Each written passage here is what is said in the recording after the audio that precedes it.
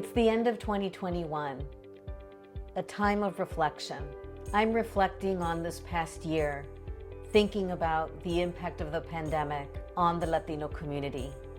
It's been a challenging year for all of us, but for the Latino community in particular, we must continue to fight for what our community deserves, in particular in education. We have seen now more than ever that the pandemic has opened up even more challenges for the Latino community. That is why the work of Latinos for Education is as urgent today, if not more, than it was when we launched 5 years ago.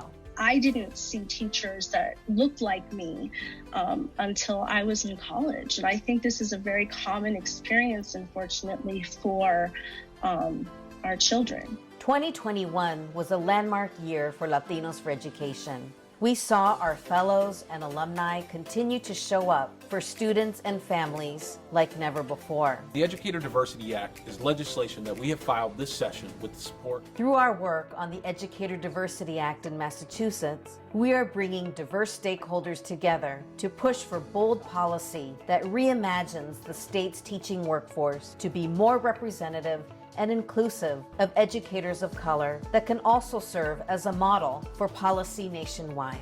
Through our programmatic work, we saw a record number of Latino educators apply to our fellowship programs to invest themselves in their professional growth so they could play a leadership role in education. This really helped me to keep pushing through my career in education. I think that this is a positive experience that will impact you, your students, and your community. This year, we also saw Latino parents find their voices to demand accountability for Latino students and families. Pero eso no me impide dar ahí en medio, involucrarme en las cosas de mis nietos. We launched Familias Latinas por la Educación to provide Latino families a platform to channel their advocacy, and these parents are already making a difference. Thanks to their hard work, Houston ISD will now provide simultaneous translation at all school board meetings so that parents and families can truly participate in these meetings. Welcome everyone. Bienvenidos todos to the first ever State of Latino Education Summit. At our first ever National State of Latino Education Summit, we saw more than 900 Latino leaders come together to discuss and brainstorm how we keep the promise of educational equity alive for our growing Latino student population.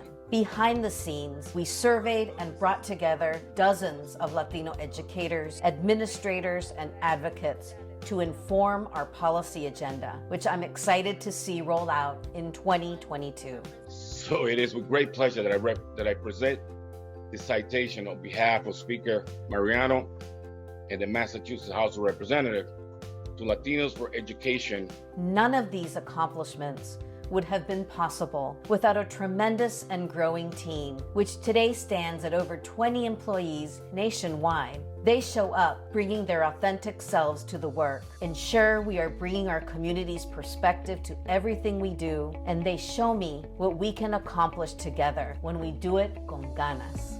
As I look ahead to 2022, I'm excited about what's possible because just in this year, we were able to secure millions of dollars in Massachusetts that will now go to broadband equity efforts and diversifying the educator workforce. This is the power of bringing coalitions together to bring forth bold policy. In Houston, we were able to influence the selection and the support of the new superintendent of Houston Independent School District.